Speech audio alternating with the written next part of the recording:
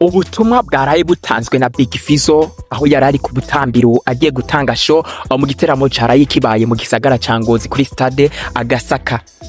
Yahaye ubutumwa abaririmbyi bose b'abarundi cyane cyane kuri new generation, aho mu majambo yiwe yagize ati ushaka kuba umuririmbyi wa vrai, ushaka kuba umuririmbyi wa vrai, kora music live, apana bijya byo muri studio.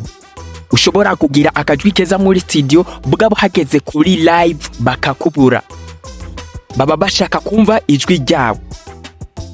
Ikintu nobwira abamedisiye bu babikora neza cyane, turabye no ku ma YouTube baradutera iteka.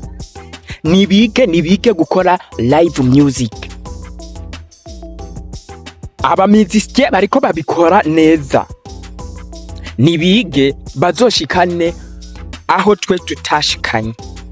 Ibi ni ubutumwa bukomeye Big FIZZO yatanze ku baririmbyi b'abarundi, mbese no ku cyane kuri new generation, aho usanga live ibagora cyane, kandi nibyo twama twiboneye live abaririmbyi baba new generation muri no generation shasha mu baririmbyi. Tuvuze ba Kiriku, tuvuze ba WJ, tuvuze ba Fils on the Floor, tuvuze ba Melanin Boy, ba Fernando Aye, ba Dramati. Abo nibo cyane ubona yuko yashatse kubwira ko boraba bakaza barakora music live, kubera ari wo muziki nyawo, niho muziki nyawo.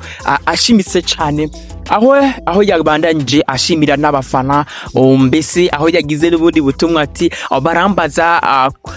barambaza icyo fise, bakaguma bavuga ngo none ngufise iki, atariko jibye n'ibindi bakazima ndabafise. Aho navuye imyaka 20 amaze muri music ndundi yataba mwebwe ati ntaho ati mwe ko ndabafise bugimba afise byose. So Big FIZZO yakomeje kuba ashimira abafana biwe, atababwira ati kazobagoma hafi.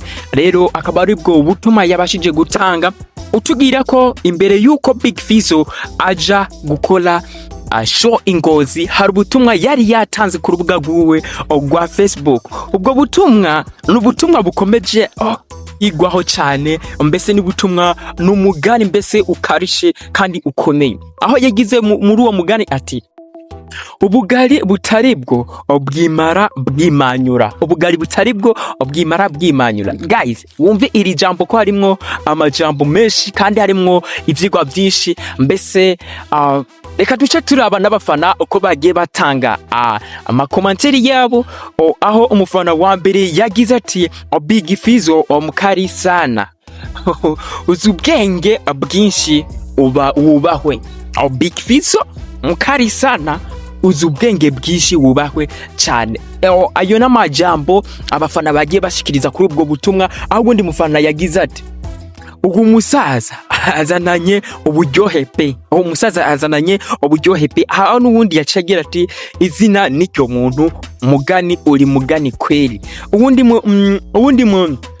Uwundi mufana arashiraho komantari yiwe agira ati Mugani Desire abazoca mu makanda yawe badoshika kure, ni uko ubwira abazibiye amatwi. Uwo n'ubundi mufana yabashe gushikiriza iyo commentary yiwe, canke si abasha gushikiriza icyumviro ciwe bivuye kuri iyo comment kuri uwo mugani Big FIZZO yaraye asize nyene kuri iyo Facebook yiwe page, aho bwari ko buramera nk'ubuca nk'aho bwari ko buregereza kuja kugira aje muri show. Ubundi mufana acagira mutama kumenga hari umuntu yacokoje inzuki, mutama kumenga hari umuntu yacokoje inzuki. Big FIZZO rero nubwo butumwa yabashe gushikiriza imbere yuko aja gukora show. Amaze no kugera kuri show yongera atanga n'izindi mpanuro, ubiboneka yuko Big FIZZO hari ikintu amaze kubona